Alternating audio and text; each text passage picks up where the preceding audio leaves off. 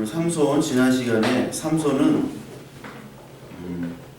에나꼬레라는 셈에서 부르짖었죠.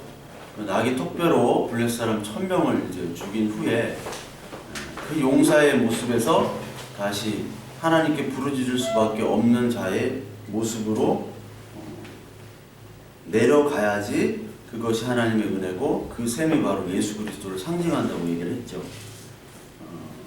그 후에 16절에 바로 어떤 이야기 나오냐면 16장 1절 한번 볼까요? 16장 1절에 보면 삼손이 가서 거기서 한 기생을 보고 그들에게로 들어갔더니, 자, 에나꼬레의 셈에서 하나님, 즉 예수 그리스도의 셈에 목말라 하는 신앙 고백을 한 후에 바로 기생에게로 갔다. 여기서 기생은 몸을 파는 여자죠. 즉 우리로 말하자면 하나님께 실컷 간구와 기도와 예배를 드린 후에 바로 이제 유흥업소로 바로 가는 거예요. 그게 바로 이스라엘의 모습입니다. 그러니까 지금 삼손은 뭐를 얘기하냐면 이스라엘의 모습이죠. 우상에 미쳐서 자기 소견에 오른 대로 내가 행하는 왕이 되고자 하는 모습이 바로 삼손의 모습이에요. 그 후에 4절에 보면은 또 여자가 나옵니다. 이 삼손은 늘 여자만 나와요. 4절 보면 이후에 삼손이 소래골짜기에 들리려라 하는 이름하는 여인을 사랑하매, 이게 또 사랑에 빠졌어요. 삼손은 이제 금사빠, 금방 사랑에 빠지는 사람이고, 이 들릴라는 어떤 여자예요? 이 소래골짜기의 여자인데, 소래골짜기는 유대입니다. 그러니까 이스라엘 사람이에요. 이스라엘 사람이고, 그런데 이 이스라엘 여자가 블레셋에게 유혹을 당하죠. 블레셋에게 이제 매수가 됩니다. 어떻게 매수가 되냐면 얼마를 받냐면 은 1000, 5절에 보면 은 1000을 줄 테니까 삼손을 꼬셔가지고 삼손의 힘의 비밀을 알게 하라 라고 나옵니다.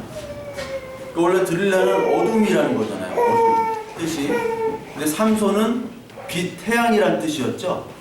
그러니까 삼손이 들릴라라는 어둠에 가리니까 지금 힘이 없는 거예요. 그런데 동시에 이 삼손은 여자를 사랑하고 이 들릴라는 돈을 사랑하는 거예요. 삼손은 금사빠, 여자 들릴라는 돈사빠. 그래서 소렉에서 이 여자를 발견한 후 사랑을 했대요. 결국 이 들릴라 때문에 삼손은 죽게 되잖아요. 마찬가지입니다. 이것을 예수님의 관점, 구속사적으로 보면 예수님이 신랑 되셨죠? 신부 되신 이스라엘 교회를 위해서 죽으시잖아요. 근데 가장 사랑하던 그 제자 중에 한 명인 유다에게 은 얼마에 팔려요? 은 30에 팔리잖아요. 똑같으면 삼손도 은 1000에 팔려가지고 죽게 되는 거예요. 그래서 여러분들이 이 성경을 보시면 이게 역사적인 관점과 또 구속사적인 예수님의 관점이 다릅니다. 그 영어로 보면 히스토리라는 게 있죠. 히스토리는 역사적인 사실입니다. 그런데 이 독일 말로는 게슈테라는 말이 있어요. 게슈테라는 말을 또 역시 역사인데 이거는 의미적인 역사예요. 게슈테는. 시간도 마찬가지입니다. 크로노스는 물리적인 시간이에요. 지금 하나 둘씩 가고 있죠. 11시 뭐 18분 이렇게 딱 가잖아요. 그런데 카이로스의 시간은 다릅니다. 카이로스 시간은 이 사람하고 같이 정말 사랑하는 사람이랑 있으면은 시간 가는 줄 모르잖아요. 근데 정말 싫어하는 사람이랑 있으면은 이 시간이 너무 더디게 가요. 이 예배 시간이 한 10분 했는데 1시간처럼 느껴지는 사람이 있는가 반면에 1시간 했는데 10분처럼 느껴지는 시간이 있습니다. 그게 물리적인 시간과 질적인 시간이 다른 거예요. 마찬가지로 삼손이 역사적인 관점, 히스토리의 관점으로 보면요, 이 삼손은 그냥 여자한테 환장한 타락한 나실입니다. 그것처럼 보이잖아요. 실제로 그랬어요. 삼손이 지금 이 시대 때 뭐 예수님을 알았습니까? 뭐 하나님의 언약을 그렇게 알았어요. 다 여자만 찾으러 다니잖아요. 그래서 막 자기 힘대로 하다가 스트레스 풀러 유흥업소 가고 다 그런 관점이에요. 그러나 구속사계적인 관점에서 볼 때는 이 삼손은 들릴라라는 타락한 여인을, 어둠의 여인, 그 이스라엘, 즉 어둠의 자식들인 우리를 찾아서 끝까지 사랑하시다가 죽는 예수 그리스도를 상징하는 거예요.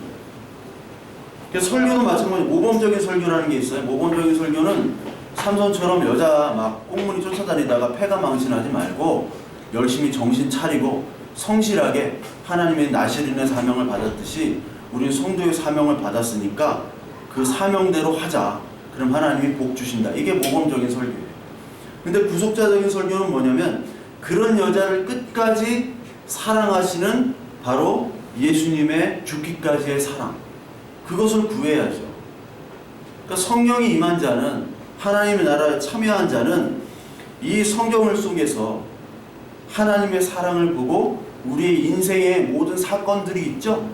그 사건들이 있죠. 인간관계나 사업이나 모든 학업이나 모든 일들을 통해서 하나님께서 나에게 하시고자 하는 일, 즉 구속사적인 관점으로 예수님이 우리를 어떻게 만나주시나를 우리가 신앙으로 고백해야 되는 게 바로 구속사적인 모습이에요.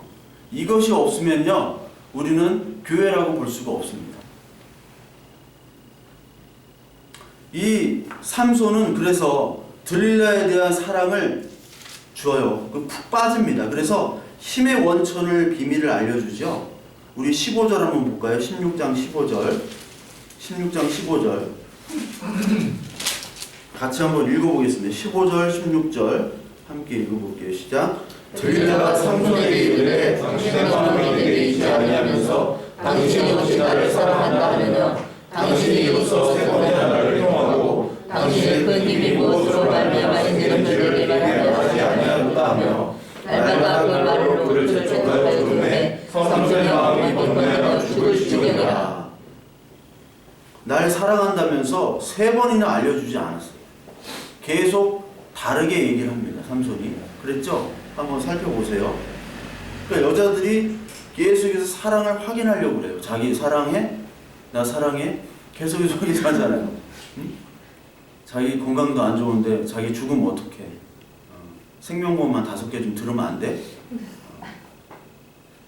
삼손 얘기가 생명보험 5개 들어놓을 테니까 너 죽일게 하는 얘기예요.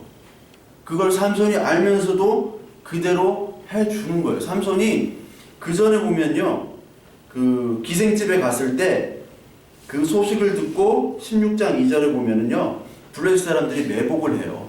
근데 삼손이 그때 밤중까지 누워있다가 라는 말이 있어요. 그러니까 그것들을 다 파악하고 머리가 돌아가는 삼손이에요. 근데 들릴라가 이런 것들을 했을 때 삼손이 알았다고요. 이런 것들을. 그럼에도 불구하고 괴로웠어. 마음이 번뇌하여 죽을 지경이라. 계속해서 쫄르니까. 그런데요, 이걸 구속사적으로 보면 사사기 10장 우리 한번 다시 한번 보겠습니다. 사사기 10장 한번 보시면요, 10장 16절에 삼손이 아까 했던 죽을 지경이다 라고 나오죠. 마음이 번뇌하여 죽을 지경이라.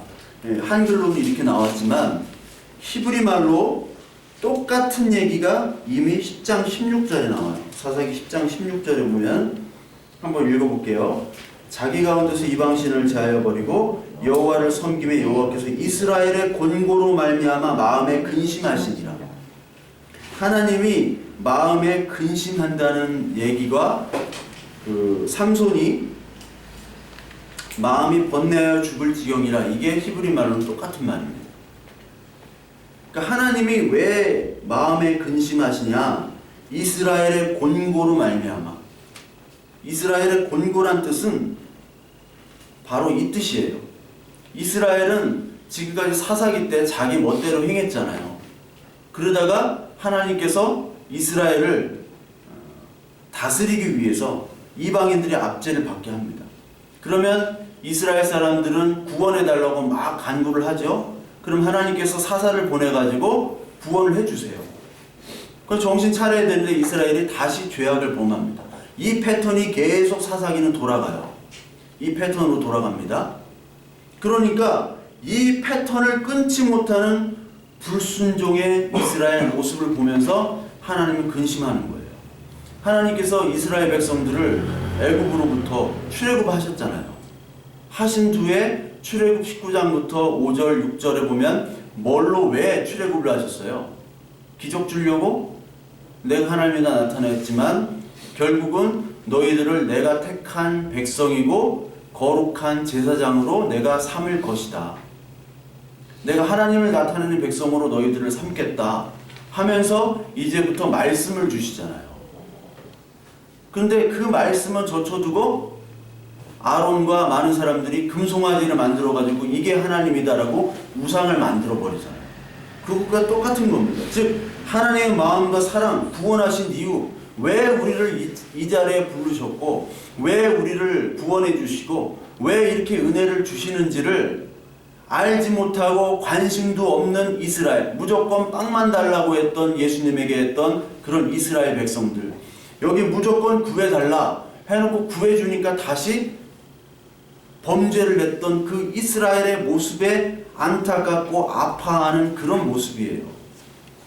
자식을 구해놨더니, 자식이 어떤 중독에 빠져가지고 구해놨더니 그 자식이 도로 불구덩이로 들어가는 그때 심정이 어떻겠어요? 부모 심정이.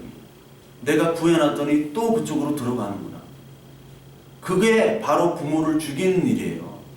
자식은 그게 죽이는 일이에요. 부모를 때렸다고, 심지어 부모를 죽였다고 죽이는 게 아니라 그거 자체가 죽이는 일이잖아요.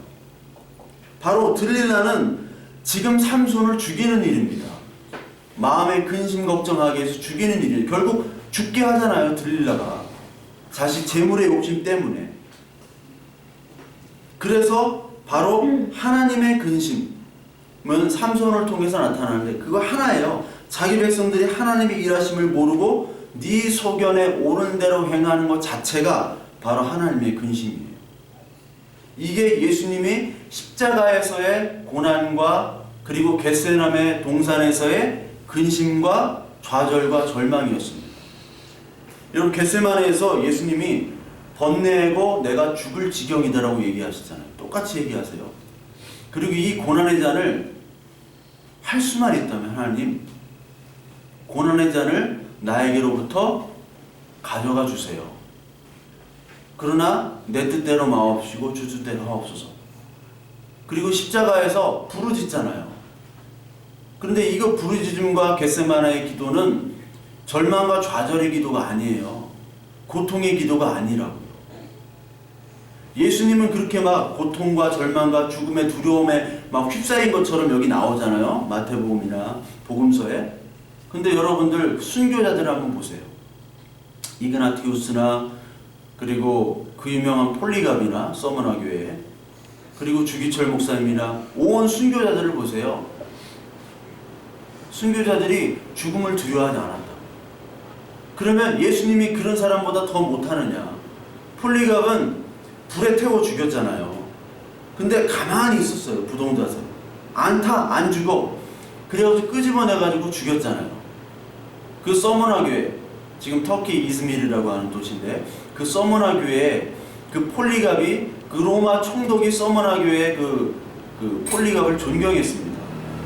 그래서 폴리갑님 제발 그냥 한 번만 부인하고 다시 도로 신앙생활 하면 되는데 왜 그 말 한마디 못하냐. 그러니까 폴리갑이 85년 동안 예수님께서는 나를 그렇게 사랑하셨는데 어떻게 내가 배반할 수가 있겠느냐.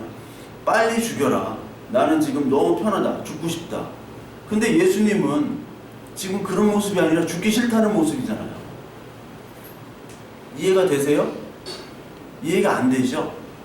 아니, 예수님이 뭐 있다고 예수님이 있어. 근데 예수님은 그 죽으시기 전에도 계속 죽음에 대해서 얘기하셨어요.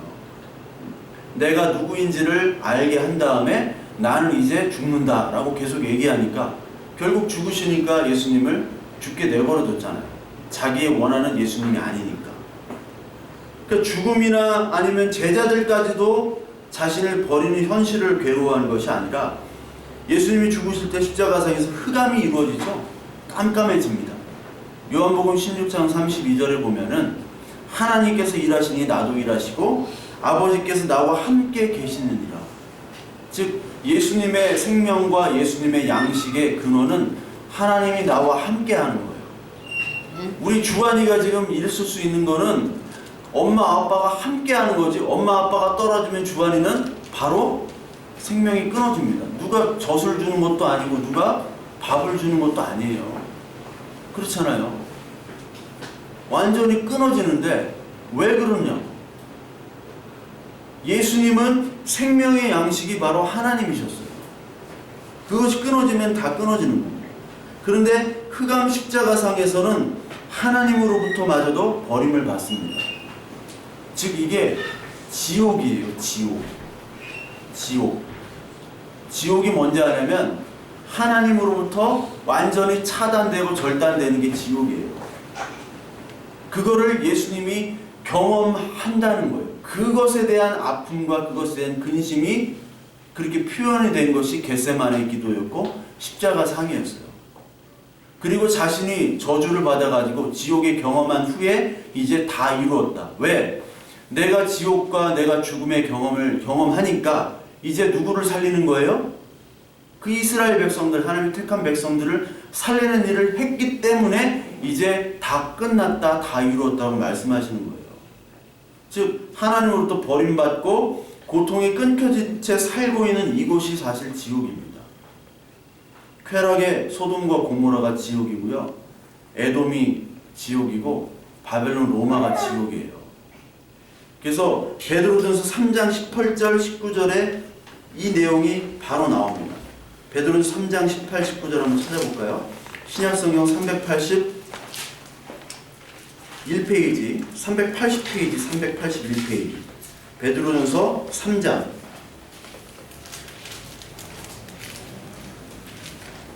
여기에 예수님께서 지옥으로 내려가셨다는 말이 있습니다.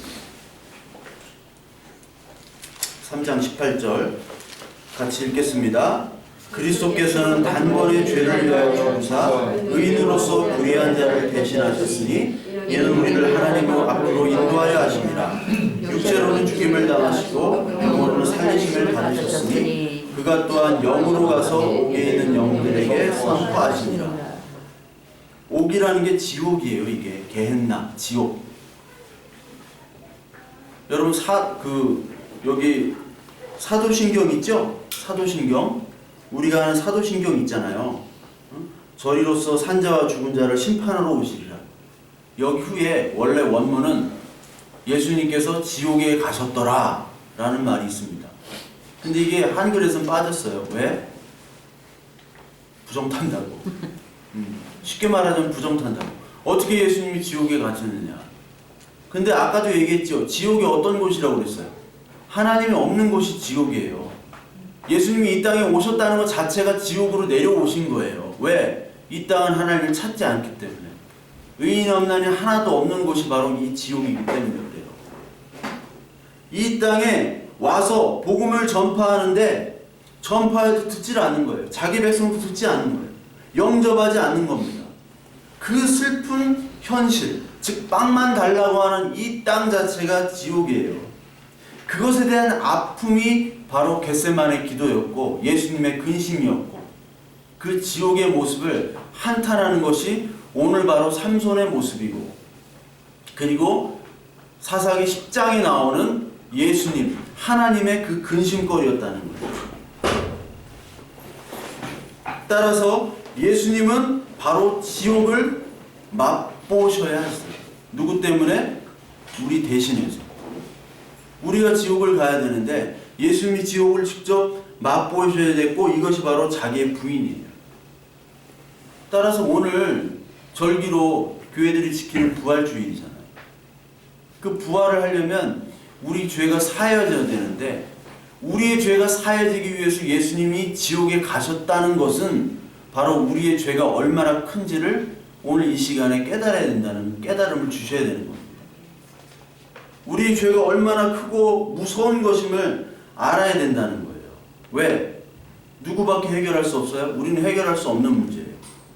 예수 그리스도가 죽어서 지옥에 가고 하나님의 본체이시나 하나님이 아닌 것으로 부인되고 하나님과 관계가 끊어져야 돼야 되기 때문에 그 정도로 큰 죄고 큰 무거운 것이고 중한 무서운 것임을 우리가 알아야 됨과 동시에 하나님의 사랑이 얼마나 큰지를 우리가 봐야 되는 것입니다. 그것이 오늘 예배 시간에 우리가 알아야 될 것입니다. 삼손은 머리가 잘리고요. 이제 블레셋에게 결박을 당합니다. 그렇죠? 그리고 눈깔까지 뽑혀요. 눈깔은 저거 눈알. 눈깔은 생선 이런 거고. 그래서 옥에서 맷돌을 돌리게 하죠. 여기 또 옥이 나와요. 감옥에서 맷돌을 돌리고 다곤 신전의 제사 때 제주를 부리게 하면서 조롱을 당하다가 결국 죽죠. 즉 역사적으로는 여자의 환장한 호색한 삼손입니다.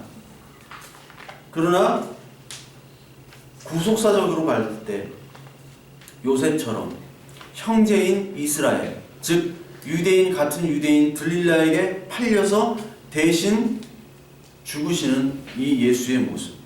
조롱당하죠. 예수님도. 그러다가 이스라엘을 위해서 죽고 이스라엘은 살아나는 구원의 표징으로 이 삼손을 보여주시는 거예요. 그래서 31절, 우리가 16장 31절에 나오죠. 31절에 보시면요, 삼손이 죽은 후에 그의 아버지 마노아의 장지에 장사하니라 이렇게 나오죠. 삼손이 이스라엘 사사로 20년 동안 지냈더라. 31절에 보면 그의 형제와 아버지의 온 집이 다 내려가서, 집이란 뜻이 이 오이코스라는 건데, 여러분 집은 사실 이 성경 전체를 볼 때는 성전을 상징해요. 성전 성막을 상징하고, 이 집이 계시록에서 내려왔다, 새 예루살렘과 새 땅이 내려왔다 하는 거죠. 하나님의 나라가 우리에 임했다는 것. 즉 하나님의 나라가 성전이고 그것이 건물이 아니라 예수 그리스도잖아요. 그 예수 그리스도가 바로 이 집을 상징하는 겁니다. 이 집이 다 내려가가지고 그 하나님의 식구들이 다 내려가서 그 아버지 마노아라는 뜻이 원래 노아예요. 노아는 안식이라는 뜻이잖아요. 이 삼손은 지금까지 여자 꽁무니만 쫓아다니다가 패가 망신하고 결국 눈 뽑혀가지고 다 죽게 됐는데, 그럼에도 마지막에 평가는 안식의 장제에서 이스라엘의 사사로 20년 동안 지냈다. 사사의 모습이 아니잖아요. 나시린으로 부름받았으나 이 삼손의 모습은 사사의 모습이 아니에요. 개차반, 쾌락, 자기의 힘으로 모든 것들을 하려고 했던 여자 꽁무니만 뒤쫓았던, 자기 힘으로 여자 만난 것밖에 없잖아요. 그다음 결국 한 번 민 거, 이거였는데 성경은 사사로 지냈다라고 인정을 하죠. 그리고서 히브리서 11장에 또 똑같은 얘기가 나오죠. 히브리서 11장에 보면은요, 11장 하면은 11절이 나오죠. 11장, 히브리서 11장 믿음의 장에 보면요, 32절에 내가 무슨 말을 더하리요? 기드온, 바락, 삼손, 입다. 여기 나오죠. 삼손이 나옵니다. 삼손이 믿음의 자녀들로 인정이 되는 거예요. 믿음의 자녀. 즉 사사로 인정을 받았다는 거예요. 하나님의 나라에 입성했다는 거예요. 하나님의 구원은 인간의 행위와 인간의 모습과 인간의 능력과는 관계가 없습니다. 즉 우리가 죄사함 받는 거는 우리의 착함 선행으로 받지 않은 걸 여러분 다 아시죠? 하나님께서 하나님의 열심으로 우리의 행위와 관계없이 하나님의 백성 천국 잔치로 인도해 주신다는 게 바로 성경 전체의 내용이에요.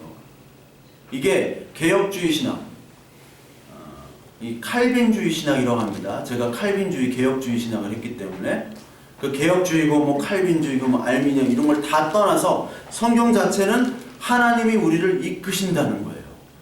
네가 얼마나 개차반을 살든지 내가 택한 백성은 인도한다. 뭘로 인도하냐? 언약 때문에, 내가 약속한 그 일방적인 언약 때문에 내가 인도하는 것이지 너의 행위와 관계없어. 이게 개혁주의 5대 신학 중에 맨 마지막에 prevalence of the saint라고 성도의 견인입니다. 견인차, 내가 고장난 차예요. 내가 좀 고장났어. 못 가요. 내 힘으로 끌고 갈 수가 없잖아요. 집까지. 견인차가 오는 거예요. 끌고 가는 거예요. 내 힘과 상관없이. 그게 성도의 견인이에요. 우리의 힘과 상관없습니다. 그러면 얘기했죠. 막 살면 되겠네요? 막 살면 될까요? 로마서 6장에 나오냐? 그럴 수 없느니라. 배웠잖아요. 성도는 하나님이 끌고 가시는데 반드시 하나의 과정이 있습니다.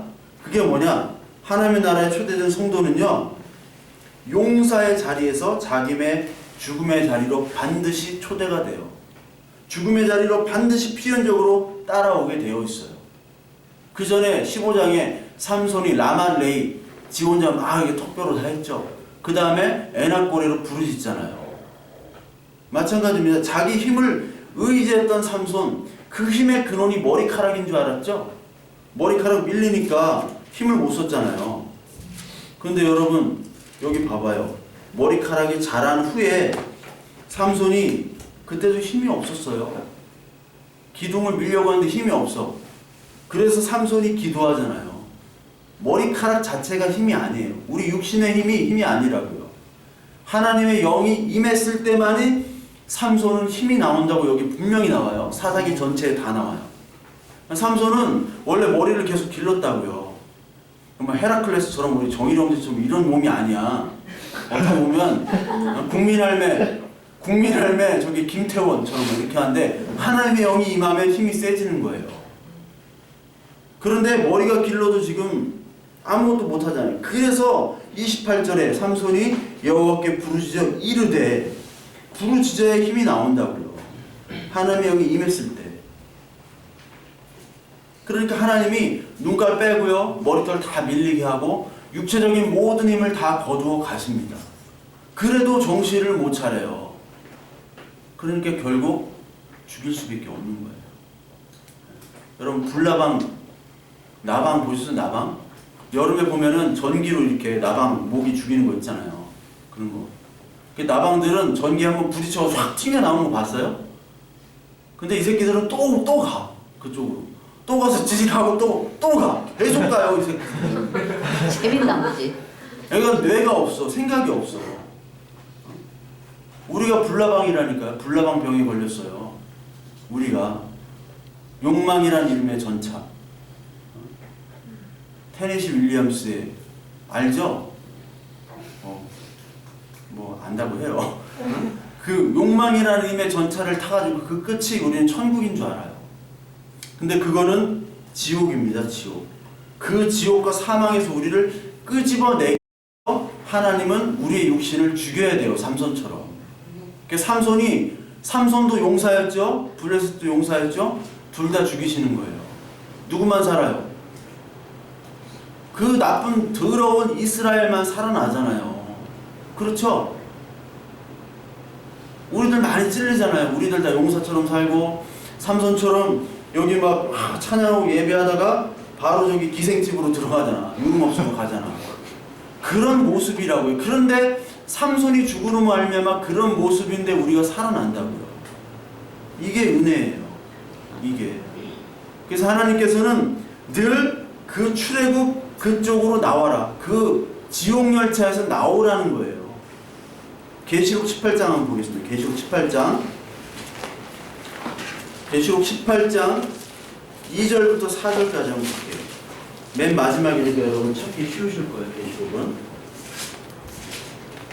계시록 18장 2절에서 4절.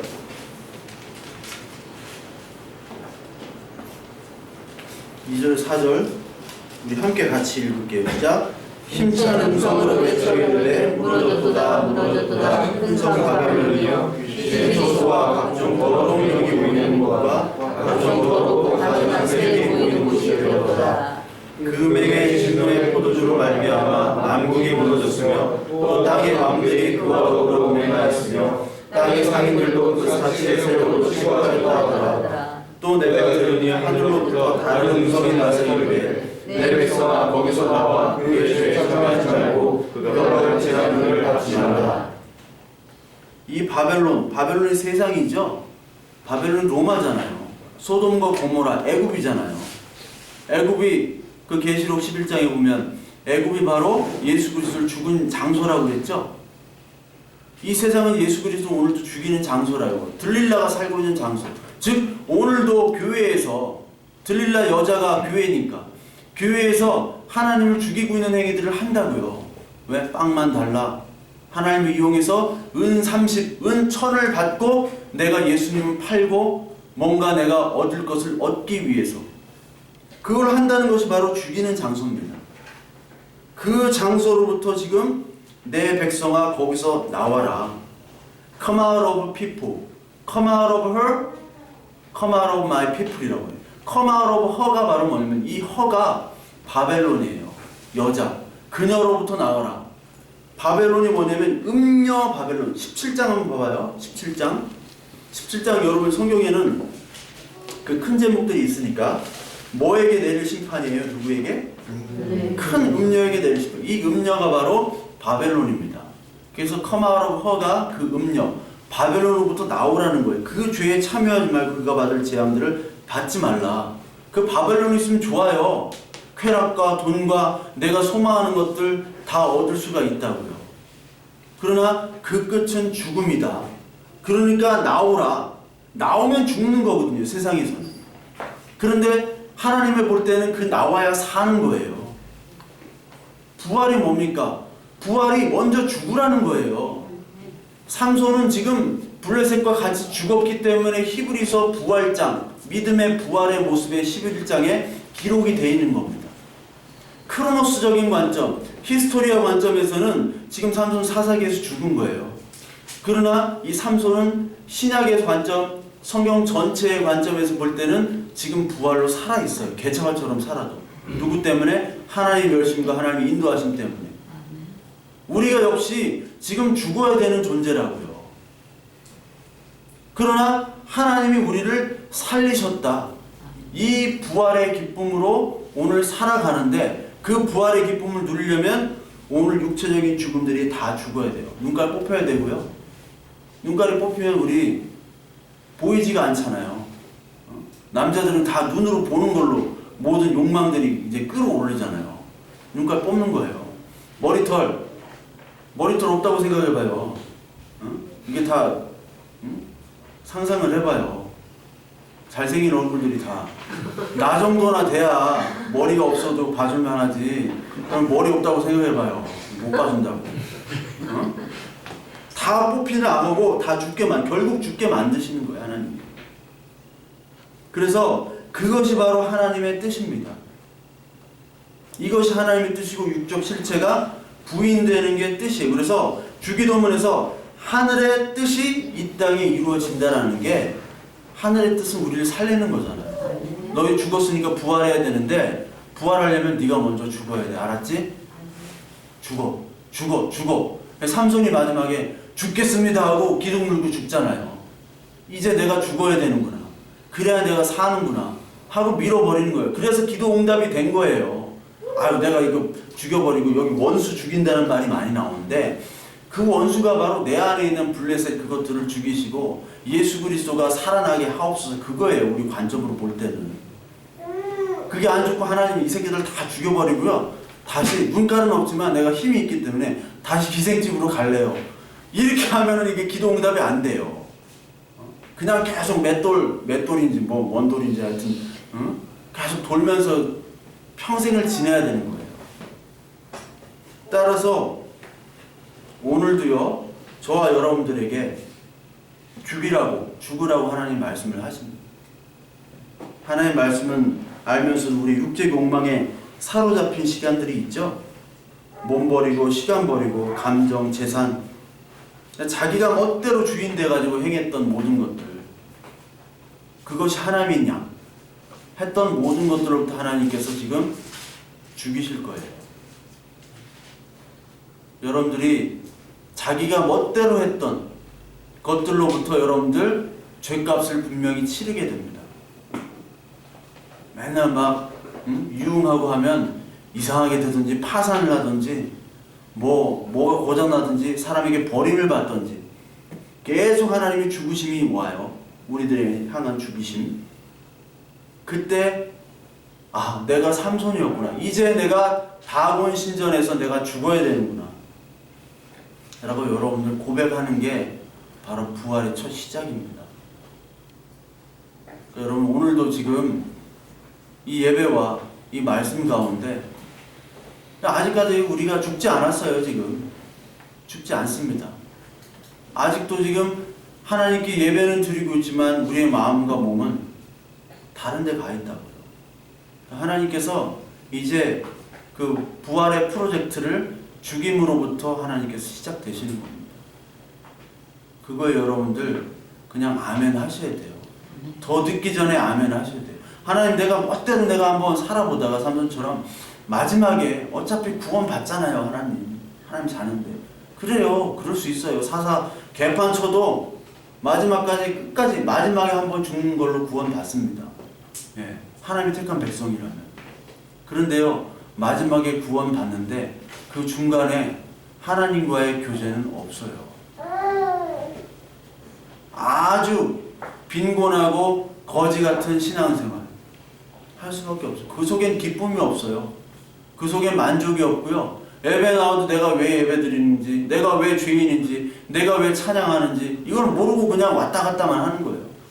물론 하나님이 택하셨으면 마지막에 어떤 때든지 하나님의 시간은 우리의 물리적인 시간과 다르기 때문에, 그러나 그 기쁨과 그 하나님에 대한 사랑과 하나님의 인도하심 그 말씀으로 누릴 수가 없다고요. 오늘도 예배하면서 딴 생각하고 딴짓하고 그거 자체가 바로 하나님 죽이는 일이에요. 그러나 하나님이 구원하시지만 절대로 하나님에 대한 풍성한 은혜들을 경험할 수가 없고 나눌 수도 없고요. 우리 전도할 수도 없고요. 속으로 할 수도 없어요. 그러니까 하나님 앞에 하나님, 이제 하나님이 나를 죽이셔야 됩니다. 나 다시 삼손처럼 기생집으로 가요. 나 다시 돌아갈 수밖에 없어요. 아예 그냥 차단하도록 하나님이 해주세요. 그냥. 그렇다고 어디 막 눈알이 뽑히고 그러면 안 되니까. 그때 여러분 그냥 아멘 하세요. 그게 하나님의 일하심이고 그게 부활의 첫째 과정입니다. 오늘도 절기로 부활절이지만 그 부활의 전에 우리 육적 자아가 먼저 죽는 우리 아둘람 교회 모든 성도들 되시길 바랍니다.